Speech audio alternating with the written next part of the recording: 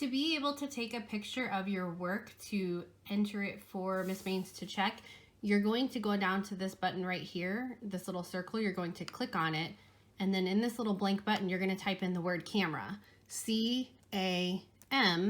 Once you type in C-A-M, the beginning of camera, it'll pop up. You can click on the little picture of a camera, and then your camera pops up. So then what you're going to do is you're going to take your sheet that you were working on, you're going to put it in front of the camera, which is located up here.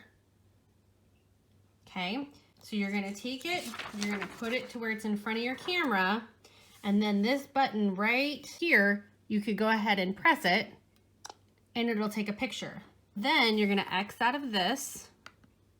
You're going to click on your show drop box down here at the bottom corner. Then you can go right here in the gray button where it says choose file. You're going to click on the top where it says recent. There's a little clock next to it. Click recent, and it shows me pictures of my new photos that I took. And then I can click on it, click open, and then I can click the button right here where it says submit. And then Miss Maines will get your work.